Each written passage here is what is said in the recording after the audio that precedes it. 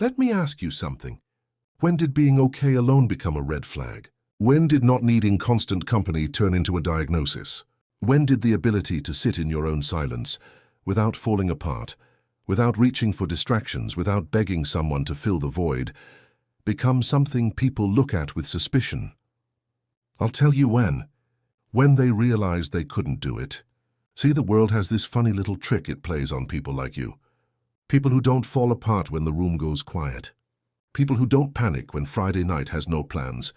People who can go days, weeks even, without external validation and still wake up with a sense of purpose. They call you weird, unsocial, damaged, cold, but here's what they're really saying. I don't understand how you're still standing without needing what I need. And that scares the hell out of them. Because deep down, buried under all the brunches, the group chats, the constant need to document every moment, they know something they don't want to admit. They're terrified of themselves. And you're not. Here's the thing they don't teach you in school. They don't tell you in therapy. They sure as hell don't mention it in those glossy mental health awareness posts floating around social media. The human mind wasn't designed to need constant stimulation. It was designed to think, to process, to sit with hard truths and work through them. But somewhere along the way, somewhere between smartphones and social media and the 24/7 content machine, we convinced ourselves that silence is the enemy. That being alone means being lonely. That if you're not constantly surrounded by noise, validation, and distraction, something must be wrong with you. Bullshit. You want to know what's actually wrong. It's not the person who can sit alone with their thoughts. It's the person who can't. The person who fills every silence with meaningless chatter because the alternative, actually being present with themselves, is too terrifying to face. Loners figured this out a long time ago, not because they read some self-help book or took a meditation course, but because they made their choice on their own. Let's talk about how loners are actually made. Because, spoiler alert, most of them didn't wake up one day and think, you know what, I'm going to be a solitary genius who lives outside the matrix. No, most loners are forged in circumstances that would break the people now calling them unsocial. Maybe it was the kid whose parents were too busy fighting to notice them. Maybe it was the teenager who learned that sharing feelings meant giving people ammunition. Maybe it was the adult who got burned one too many times and decided the price of connection was too damn high. Whatever the story, the pattern's the same. At some point they stopped waiting for rescue. They stopped hoping someone would show up, stopped believing the world was fair, stopped trusting that people meant what they said. And they made a choice, consciously or not. If I'm going to survive this, I have to do it myself. Now here's where it gets interesting, because while everyone else was learning to depend on external support, friends, family, partners, followers, constant reassurance, loners were learning something completely different. They were learning to build from within. And that, whether anyone wants to admit it or not, creates a fundamentally different kind of human being. What's actually happening inside that skull of yours? All right, science time, but I promise I'll make this hit different than your high school biology class, because what's happening in a loner's brain isn't just interesting. It's the reason they survive things that shatter other people. You know that voice in your head? The one that talks you through problems. That replays conversations. That asks questions nobody else is asking. That's your default mode network. And it's basically your brain's internal philosopher. It handles self-reflection, memory consolidation, future planning, understanding complex emotions, making sense of who you are and why you do what you do. And here's the kicker. It only works when you're not being bombarded with external input. When you're scrolling TikTok, shut down. When you're in a loud group chat, offline. When you're performing for an audience, non-existent. Your brain literally cannot do the deep work of understanding yourself when it's constantly processing other people. But loners, they live in that space. While everyone else is consuming, loners are creating. While everyone else is reacting, loners are reflecting. While everyone else is performing, loners are processing. And over time, and months, years, decades of this, something happens. They develop a mind that operates independently of external input.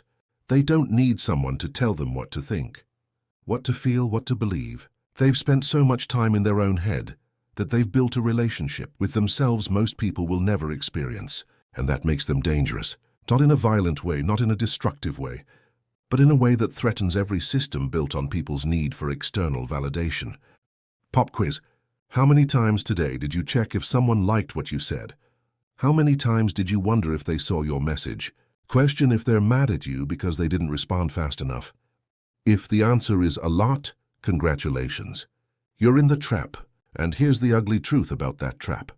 Every time you hand your emotional stability to someone else, you give them power over you. Think about it.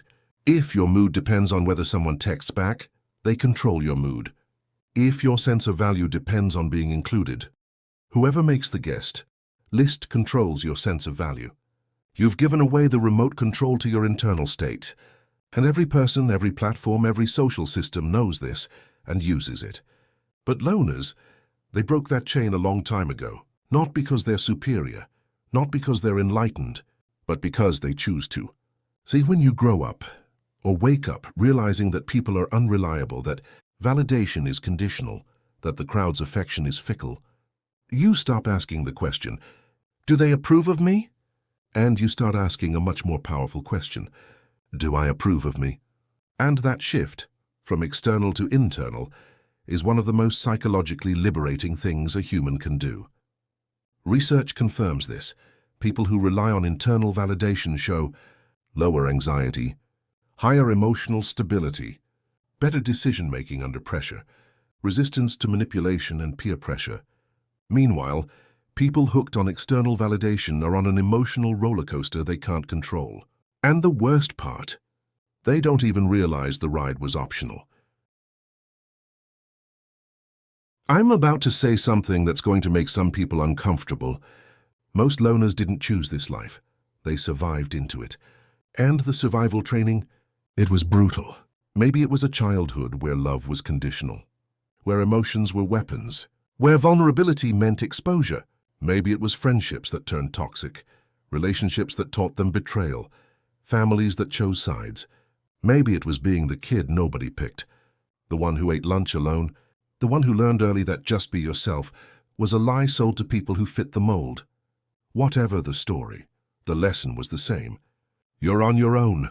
And here's the thing about that lesson. When most people learn it, they break. They become bitter. They collapse inward. They spend the rest of their lives trying to fill the void with anything that makes the pain stop. But some people, they do something different. They adapt. They learn to regulate their own emotions because nobody else will. They learn to solve their own problems because help isn't coming. They learn to sit with fear, with loneliness, with uncertainty, because running from it only makes it worse. And neurologically, that does something profound. It trains the prefrontal cortex, the part of your brain responsible for logic, impulse control, and emotional regulation, to override the panic response. While other kids were learning that comfort comes from others, loners were learning that comfort comes from self-mastery. And that difference, it creates two completely different kinds of humans. One type needs external support to function. The other type is the support system. Here's a skill that will change your entire life if you master it.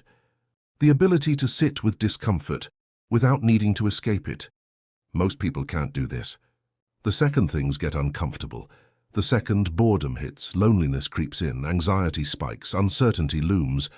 They run, they scroll, they drink. They call someone, they start drama. Anything to avoid sitting with the feeling. But loners?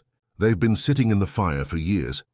They've sat with holidays spent alone while everyone posts family photos, the silence after a rejection, the uncertainty of not having a plan, the sting of being forgotten, the weight of unresolved grief nobody else wants to hear about. And here's what happens when you do that enough. You stop being afraid of it. Not because it doesn't hurt, not because it's easy, but because you've proven to yourself, over and over, that you can survive it. And once you know you can survive it, you stop running. You stop panicking when plans fall through. You stop spiraling when someone leaves. You stop breaking when life doesn't go the way you expected. Because you've already been through worse. And you're still here. That's not just resilience. That's power.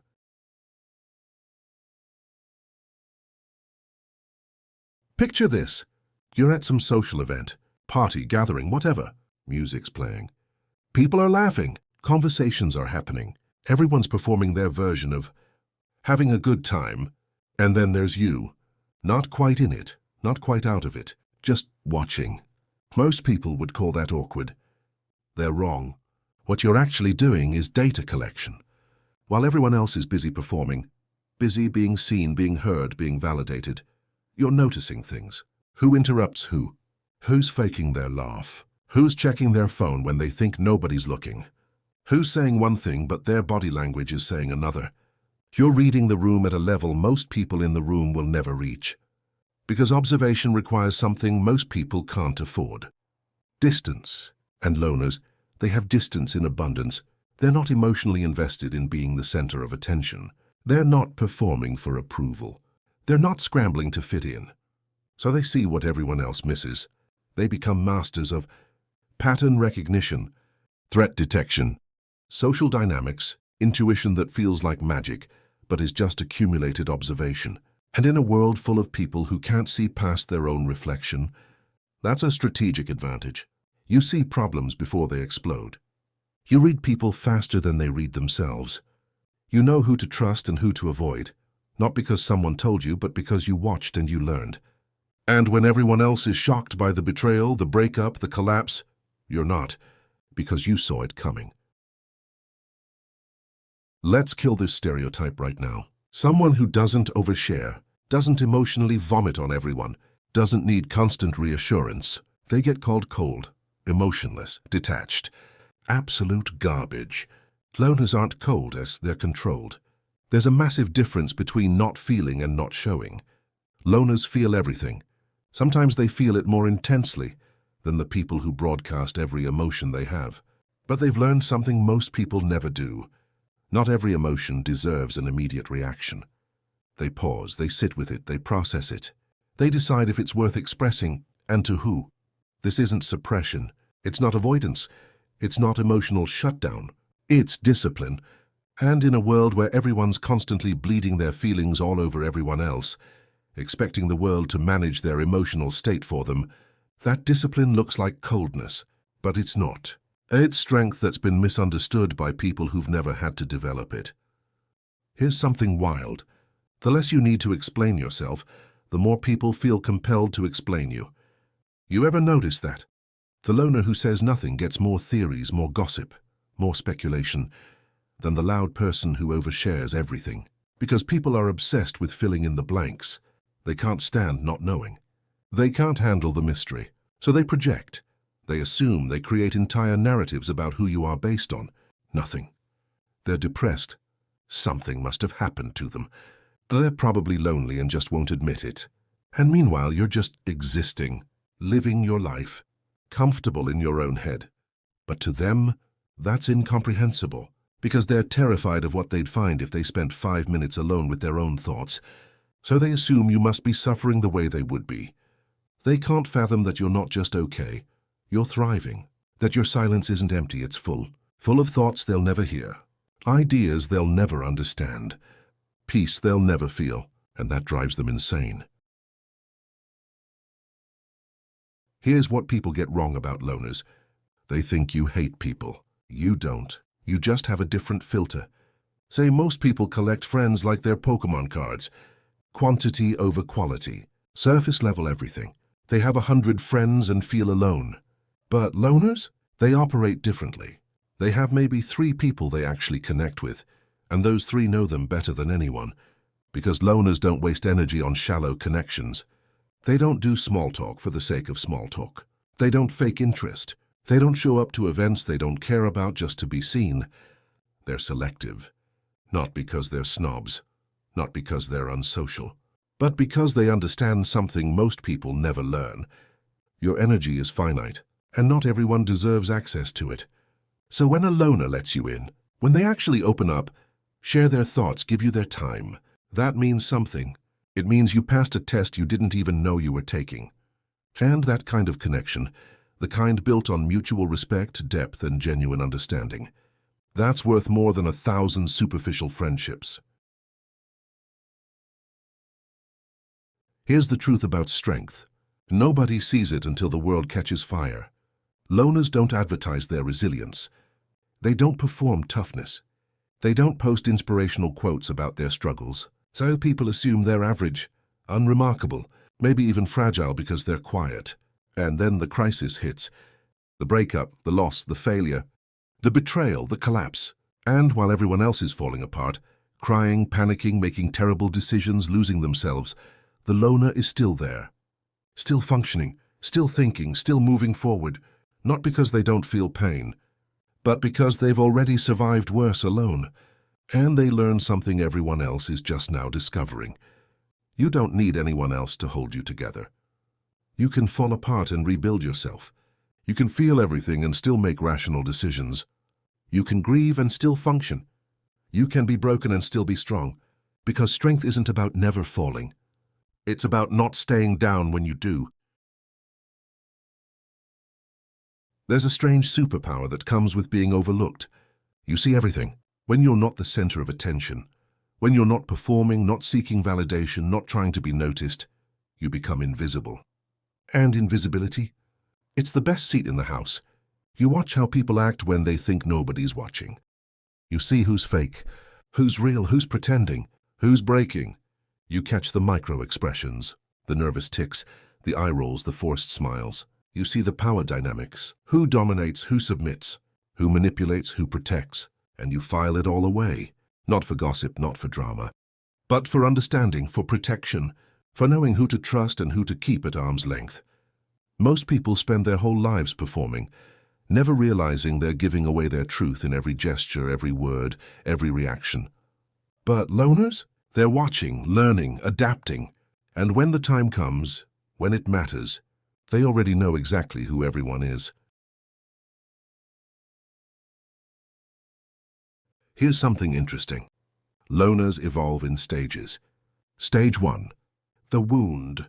This is where it starts. Something happens, or many things happen, that teaches you people aren't safe. Maybe it's betrayal, maybe it's neglect, maybe it's just consistent disappointment. Whatever it is, you learn, I'm safer alone. And you retreat, not because you want to, because you have to. Stage 2. The fortress. You build walls, high ones, strong ones. You convince yourself you don't need anyone, that you're better off alone. That connection is overrated. You might even start to believe it. This is where most people get stuck. This is where solitude becomes isolation, where independence becomes avoidance. Stage 3. The awakening. This is where it gets interesting. You realize something. The walls that protected you can also limit you. You're safe, but you're also alone in a different way, a heavier way. And you start asking, am I alone by choice? This stage is uncomfortable as hell, because it forces you to confront the difference between strength and self-preservation. Stage 4. The master. This is the rarest stage. This is where true power lives. The loner who's done the work. Who's healed enough to know the difference between solitude and isolation, between independence and avoidance. They can be alone without being lonely. They can connect without losing themselves. They can be vulnerable without being weak. They choose solitude when they need it, but they choose connection when it matters. That's mastery, and most people never get there. Only the rare one does. So ask yourself, which stage are you in? Because recognizing it is the first step to evolving beyond it. So why do loners have the strongest minds? Because they've done something most people spend their entire lives avoiding. They've learned to be alone with themselves without losing themselves. They've built internal regulation when everyone else needs external control, reflection when everyone else is stuck in reaction, endurance when everyone else is looking for escape, clarity when everyone else is drowning in noise, and in a world designed to fragment your attention, steal your peace and make you dependent on validation. That's not just strength, that's freedom. Loners aren't strong because they avoid people. They're strong because they've faced the one thing most people run from their entire lives. Themselves, all of themselves. The good, the bad, the ugly, the painful, the shameful, the scared. And they didn't run. They sat with it. They learned from it. They made peace with it. And once you can do that, once you can truly sit with who you are without needing someone else to make it bearable, nothing can break you. Not rejection, not abandonment, not failure, not loss. Because you've already survived the hardest thing. Being alone with your truth. And that's a level of strength most people will never understand. But you do, you've always known. If this hit you somewhere deep, if you felt understood for the first time in a while, I will ask you to do something for other lone wolves. Like this, share this and subscribe. Not for the algorithm, not for me, but for the other loner sitting in their room right now, wondering if something's wrong with them, because they don't need what everyone else seems to need. Send this to them. Let them know you're not broken, you're just built different. And in a world full of people who can't, that makes you rare. Not weird, not damaged, not cold, rare. Stay quiet, stay sharp, stay free. I'll see you in the next one.